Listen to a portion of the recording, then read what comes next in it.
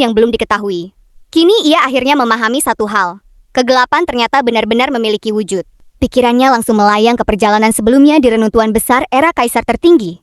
Saat itu ia pernah menemukan bahwa siang dan malam di sana berkebalikan dengan dunia sekarang. Kini semuanya mulai masuk akal. Mungkinkah kegelapan ini mengalir dari dunia lain? Ibarat pasir dalam jam pasir, berpindah dari satu dunia ke dunia lain setiap pergantian siang dan malam? Semakin dipikirkan, semakin masuk akal. Namun Jinmu segera menggeleng. Menutup celah bukan solusi. Aku harus memahami hakikat kegelapan ini. Ia mencoba menangkap sebagian kabut hitam dengan ji vitalnya. Kabut itu berhenti. Namun saat disentuh, tangannya menembus begitu saja. Tak ada bentuk, tak ada berat, tak ada rasa. Materi macam apa ini? Ia masih tenggelam dalam pikirannya ketika suara nakal Kilin terdengar sama dari kejauhan. Tuan Kultus, masih hidup? Suara itu terdengar seperti menembus dinding yang sangat tebal. Jinmu tertawa kecil. Aku masih hidup. Besok pagi tetap siapkan sarapan. Naga gila langsung lega. Kalau begitu aku tidur dulu. Jinmu kembali melangkah menyusuri kegelapan. Tak lama kemudian, ia merasakan banyak tatapan mengawasinya.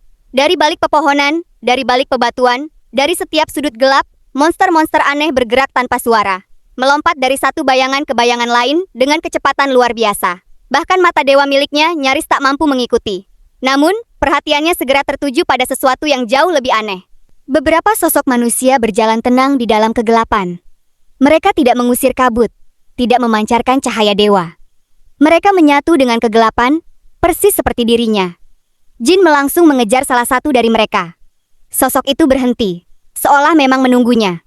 Saat jarak mereka semakin dekat, Jinmu baru menyadari. Itu adalah seorang gadis muda dengan dua kepang panjang. Mereka saling memandang, lalu serempak mengelurkan tangan. Namun telapak mereka saling menembus. Tak ada yang bisa saling menyentuh. Gadis itu mengatakan sesuatu. Sayangnya, yang terdengar di telinga Jinmu hanya bisikan yang tak bisa dipahami. Jinmu mencoba membalas. Hasilnya sama. Tak satu pun memahami bahasa lawan bicaranya. Gadis itu kemudian berjongkok dan menulis sesuatu di tanah.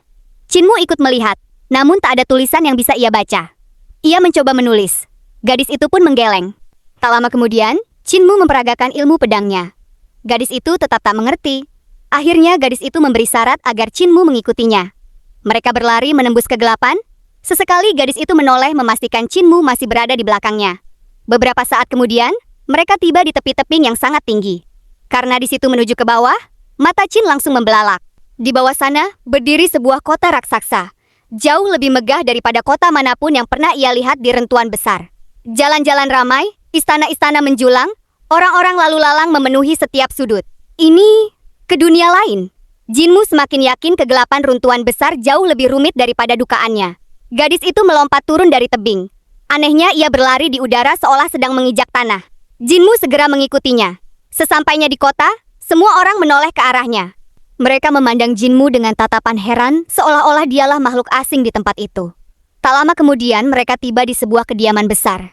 Sesosok dewa berkepala 4 perlahan bangkit. Keempat lengannya terbuka melindungi seluruh bangunan. Gadis itu melompat ke bawahnya lalu berbicara kepadanya. Dewa itu menatap Jinmu cukup lama lalu mengulurkan telapak tangannya seolah mempersilahkan Jinmu naik. Namun saat Jinmu mencoba menginjaknya, kakinya justru menembus telapak itu. Dewa tersebut kembali mencoba menyentuhnya. Hasilnya tetap sama. Tangannya menembus tubuh Jinmu tanpa menyentuh apapun. Jinmu sendiri benar-benar kebingungan. Bahkan dewa tidak bisa menyentuhku. Belum sempat ia memahami keadaan, keributan besar tiba-tiba pecah. Ruang di luar kota mendadak robek. Lubang-lubang hitam bermunculan di langit. Dari dalamnya pasukan iblis dalam jumlah tak terhitung menyerbu keluar. Dowar! Perang langsung meletus. Dewa, iblis, monster, semuanya bertempur habis-habisan. Api dan seni ilahi memunih langit. Gedung-gedung runtuh, jalan-jalan berubah menjadi lautan darah. Jenemu mengikuti garis itu bersembunyi di tengah kekacauan. Pertempuran berlangsung sepanjang malam hingga akhirnya suara ayam berkokok menggema. Seketika seluruh kota mulai memudar bersama kegelapan. Para iblis mundur, lubang-lubang hitam menutup. Gadis itu ikut menghilang. Jinmu buru-buru mengelurkan tangan, namun ia gagal merahinya. Sesaat kemudian, sinar matahari menyinarai wajahnya. Di hadapannya kini hanya pegunungan sunyi. Tak ada kota, tak ada dewa. Tak ada gadis berkepang, seolah semua yang terjadi semalam hanyalah mimpi. Dari kejauhan terdengar suara Nakak Gilin. Tuan Kultus, sarapan sudah siap. Jinmu menoleh ke arah reruntuhan tempat mereka bermalam. Ia kembali memandang pegunungan di hadapannya, lalu berkemampelan. Reruntuhan besar? Rahasiamu ternyata jauh lebih dalam daripada yang kubayangkan. Malam berikutnya, Jinmu kembali melanjutkan perjalanan. Karena tak menemukan reruntuhan untuk bermalam, ia membiarkan peti Tauti menggendong naga kilin, sementara dirinya terus menjelajahi kegelapan. Semakin jauh ia melangkah, semakin banyak keajaiban yang dilihatnya. Kota-kota misterius bermunculan, berbagai makhluk asing hidup di dalamnya. Di banyak tempat, perang besar terus berkecamuk tanpa henti. Berbeda saat bersama kepala desa dulu. Kala itu, cahaya dewa selalu mengusir kegelapan, sehingga ia tak pernah benar-benar melihat dunia yang tersembunyi di baliknya. Namun sekarang, ia dapat berjalan bebas di dalamnya. Dan semakin banyak kejanggalan yang ia temukan. Seharusnya, setiap dunia memiliki batas. Kalau dua dunia saling bertumpang tindih, pasti ada tekanan saat melintasinya. Tapi kenapa di sini tidak ada? Jinmu tiba-tiba teringat seseorang. Seseorang yang mungkin mengetahui jawabannya. Matanya langsung berbinar. Ia segera menghentikan peti Tauti, lalu mengeluarkan altar tulang putih dan patung Raja Iblis Dutian. Dengan kuas jin abar, ia menggambar berbagai rune di tubuh patung. Chi vitalnya mengalir, mantra pun selesai. Namun tak terjadi apa-apa. Jin mencoba sekali lagi. Hasilnya tetap sama, ia langsung menangkup pantangan. Kakak Dutian, adikmu yang rendah hati memohon bantuan. Kalau kakak tidak datang, aku akan memanggilmu 100 kali setiap hari. Tiba-tiba, patung itu membuka mata. Diam, siapa kakakmu? Aku tidak pernah bersaudara denganmu. Kalau kau benar-benar memanggilku 100 kali sehari, aku bisa mati kesal. Jinmu langsung tersenyum lebar. Berarti kakak datang. Raja Iblis Dutian mendengus. Ada urusan apa? Jinwu segera menjelaskan semua yang ia lihat di dalam kegelapan, lalu bertanya. Kenapa aku bisa berpindah dunia tanpa merasakan batas dunia? Raja Iblis Dutian tertawa kecil. Aku kira kau sedang menyiapkan jebakan. Ternyata cuma pertanyaan seperti ini. Ia lalu mengambil sepotong tulang dari altar dan mengunyahnya seperti tebu. Dengarkan baik-baik. Setiap dunia memiliki jumlah energi yang tetap. Kelahiran, kematian, atau seseorang menjadi dewa. Semuanya tidak mengubah jumlah energi dunia. Jinmu mengangguk pelan. Raja Iblis Dutian melanjutkan. Kalau seseorang berpindah ke dunia lain, dunia asal kehilangan energinya. Dunia tujuan mendapat tambahan energi. Itulah sebabnya muncul tekanan dari dua dunia. Semakin kuat seseorang, semakin besar tekanannya. Jinmu langsung memahami. Itulah alasan ritual pengorbanan darah dibutuhkan. Raja Iblis Dutian mengangguk puas. Tepat. Pengorbanan darah menciptakan jembatan antar dunia. Sebagai gantinya, dewa atau iblis bisa turun ke dunia lain. Tapi jumlah energi kedua dunia tetap seimbang. Jinmu kembali bertanya. Kalau begitu, kenapa di kegelapan rutuan besar tidak ada tekanan sama sekali? Raja Iblis Dutian tersenyum lebar. Kalau begitu, hanya ada satu kemungkinan. Ia menatap Jinmu. Penghalang dunia itu sudah hancur. Tubuh Jinmu langsung menegang. Raja Iblis Dutian melanjutkan. Bayangkan ratusan ribu dewa dan iblis melakukan pengorbanan darah sekaligus. Ratusan ribu jembatan antar dunia terbuka. Energi yang mengalir akan menghancurkan penghalang dunia. Begitu penghalangnya lenyap, dua dunia bisa saling menyerbut tanpa hambatan. Jantung Jinmu beregup semakin kencang. Jadi, dunia yang kulihat di dalam kegelapan adalah dunia yang telah kehilangan penghalangnya. Raja Iblis Dutian justru tertawa. Belum tentu, bisa saja justru dunia mula yang kehilangan penghalangnya. Jinmu langsung menggeleng. Itu mustahil. Kalau benar begitu, kau pasti sudah lama datang. Tapi, dunia dalam kegelapan itu terus-menerus diserang pasukan iblis melalui lubang-lubang ruang. Itu berarti, penghalangnya memang sudah hancur. Raja Iblis Dutian mengangguk puas. Lalu, ada kemungkinan yang jauh lebih mengerikan. Ia tersenyum lebar. Pengorbanan dunia. Cerma mengernyit. Pengorbanan dunia?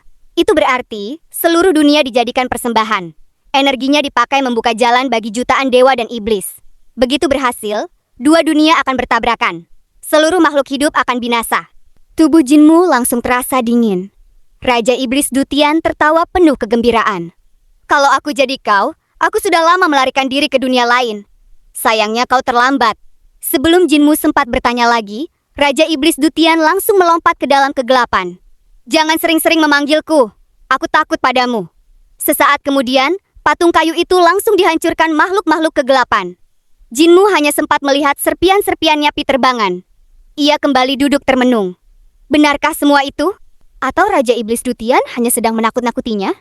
Namun, semakin dipikirkan, semakin masuk akal. Kalau dunia dalam kegelapan benar-benar dikorbankan, maka dunia manusia akan menjadi sasaran berikutnya. Jinmu menarik nafas panjang. Lupakan dulu. Dunia itu sudah bertahan 20.000 tahun. Mungkin masih ada waktu. Beberapa hari kemudian, Jinmu akhirnya keluar dari reruntuhan besar dan kembali ke Kekaisaran Perdamaan Abadi. Setibanya di ibu kota, ia segera menghadap Kaisar Yanfang. Ia menyerahkan manik kura-kura hitam sebagai upeti, sekaligus mengajukan rencana besar, membangun jalan yang menghubungkan Kekaisaran Perdamaan Abadi dengan bumi barat. Usulan itu langsung memicu perdebatan singit di istana. Banyak pejabat menentangnya. Namun guru negara berdiri di pihak Jinmu dan membantah semua keberatan mereka. Perdebatan berlangsung cukup lama hingga akhirnya Kaisar Yanfeng tersenyum lalu berkata, "Siapapun yang masih menolak akan kupenggal." Seketika, tak ada lagi yang berani membantah. Pembangunan jalan pun resmi dimulai di bawah pengawasan guru negara. Setelah sidang selesai, Jinmu menemui guru negara secara pribadi. Ada satu hal lagi, seni ilahi bumi barat sangat cocok untuk sekta suci. Sebagai salah satu Raja Langit, tolong rekrut beberapa ahli dari sana. Guru negara langsung menatapnya tajam. Bukankah seharusnya pemimpin sekta yang mengurus hal seperti itu? Jinmu tersenyum lebar. Aku masih sibuk, harus mencari teman dan kerabat untuk membuka usaha.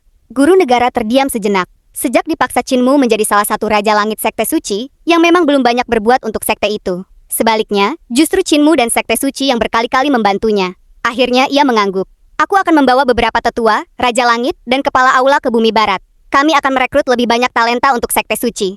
Namun sebelum Jinmu pergi, guru negara kembali berkata, "Pemimpin sekte, sudah terlalu lama kau sibuk mengurus urusan luar. Kultivasimu jangan sampai tertinggal. Di zaman ini, jalan, keterampilan, dan seni ilahi berkembang setiap hari. Kalau berhenti belajar, kau akan segera tertinggal." Hati Jinmu terusik. Bahkan guru negara yang sudah menjadi dewa masih harus terus belajar. Guru negara mengangguk. Tentu, keterampilan pedang dasar yang kuciptakan ditambah bentuk pedang ke-18 ciptaanmu saja sudah melahirkan perubahan yang tak terhitung. Belum lagi, sejak kau dan Putri Yusyu menyempurnakan roh primordial Namara, seluruh sistem kultivasi berubah. Setiap hari muncul teknik baru. Kalau aku berhenti belajar, aku akan tertinggal dari generasi muda. Jinmu mengangguk pelan. Ia sangat memahami maksudnya. Menciptakan satu teknik memang sulit, namun mengubah fondasi kultivasi jauh lebih besar dampaknya. Begitu fondasi berubah, ribuan bahkan jutaan teknik baru bisa lahir di atasnya. Guru negara kemudian berkata, "Kalau aku jadi kau, aku akan tinggal beberapa waktu di perguruan tinggi kekaisaran, lalu berpindah ke 4 akademi besar, bertukar ilmu dengan para murid muda. Justru merekalah yang sekarang memiliki gagasan paling segar." Ia tersenyum tipis. Beberapa hari lalu, Master Daolin Xuan datang bersama murid-muridnya. Kemarin, Rulaima juga membawa para biksu. Aku belajar banyak dari mereka. Mata Jinmu langsung berbinar. Matua sudah kembali. Namun ia segera mengingat hal lain. Guru negara? Berapa banyak dewa yang dimiliki Kekaisaran Perdamaian Abadi sekarang? Guru negara sedikit heran. Kenapa tiba-tiba bertanya? Jinmu pun menceritakan semua yang dilihatnya di reruntuhan besar. Tentang dunia di balik kegelapan, tentang dugaan Raja Iblis Dutian, dan kemungkinan tabrakan dua dunia. Setelah mendengarnya, guru negara justru bertanya, "Jadi kau benar-benar bisa memasuki kegelapan?" Jinmu mengangguk. "Aku baru mengetahui alasannya. Aku lahir di Yaudu. Raja Yama menduga aku mewarisi sebagian sifat iblis Yaudu." Guru negara tidak terlalu mempersoalkannya. Ia hanya berkata tenang. "Kalau langit memang hendak menghancurkan Kekaisaran Benaman Abadi, kita tak bisa menghindarinya. Saat ini Yang Mulia sudah melintasi jembatan ilahi. Selain beliau, ada lebih dari 10 dewa di seluruh Kekaisaran. Tapi itu masih jauh dari cukup. Kalau perang benar-benar datang, kita belum memiliki kekuatan untuk menghadapinya." Ia tersenyum tenang. "Kalau hari itu tiba, aku akan menyerahkan semuanya kepadamu." Jantung Jinmu bergetar. Ia tahu, guru negara sedang bersiap mengorbankan nyawanya demi kekaisaran. Jinmu segera menggeleng. Dunia dalam kegelapan itu sudah bertahan 20.000 tahun. Tidak mungkin runtuh besok. Yang lebih penting sekarang adalah membangun jalan. Keduanya pun saling berpamitan. Jinmu kemudian menuju perguruan tinggi kekaisaran. Begitu kabar kedatangannya tersebar, seluruh perguruan tinggi langsung gempar. Pemimpin Sekte Jin datang. Kansler Agung Jin. Master Daolin Xuan memimpin para tawis menyambutnya. Rulaima datang bersama para biksu. Gulinuan membawa para sarjana. Teman-teman lama Jinmu juga berdatangan. Suasana langsung ramai. Gulinuan tertawa lebar. "Sejak pertama melihatmu di Istana Naga Sungai Mengalir, aku sudah tahu kau akan menjadi toga besar. Tak aku sangka sekarang kau bahkan menjadi rektor Akademi Langit Suci." Jinmu membalas sambil tertawa. "Bagiku aku tetap murid perguruan tinggi kekaisaran." Gulinuan tersenyum puas. "Kalau begitu, hari ini kami semua akan menjadi gurumu." Mereka pun berkumpul di aula pembelajaran tertinggi. Jinmu benar-benar datang untuk belajar, bukan sekedar berkunjung. Para praktis seni ilahi dari berbagai aliran bergantian memaparkan hasil penelitian mereka. Para tawis menjelaskan teknik baru, para biksu menyampaikan pemahaman mereka. Berbagai jalan, keterampilan dan seni ilahi terus bermunculan. Bahkan Jinmu tak henti-hentinya berdecak kagum. Beberapa hari kemudian, Ling Yuxiu dan Ling Yusu ikut bergabung. Disusul para murid dari 4 akademi besar. Xiun Xiang memimpin Akademi Langit Suci. Qin Faiyu datang dari Akademi Makam Sungai Yuyuan. Chu Yu mewakili Akademi Sungai Mengalir, sedangkan Akademi Sungai Lidi dipimpin Basan. Tak lama berselang, Wang Muran, Mu Jingdai, dan Long Yu dari Istana Gyo Kecil juga tiba. Suasana semakin semarak.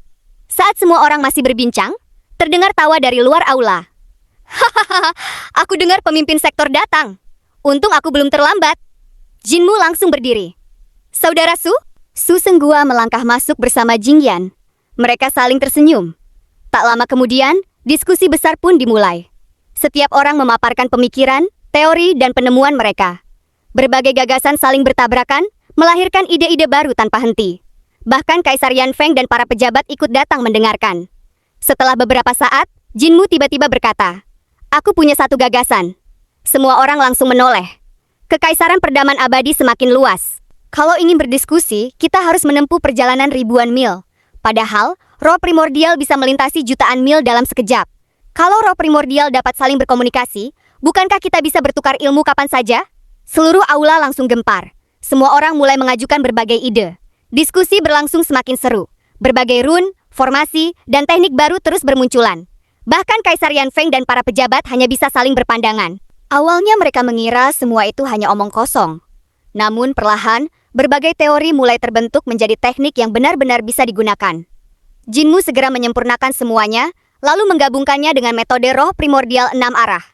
Tak lama kemudian, sebuah teknik baru akhirnya lahir. Jinmu tersenyum puas. Sekarang, mari kita uji.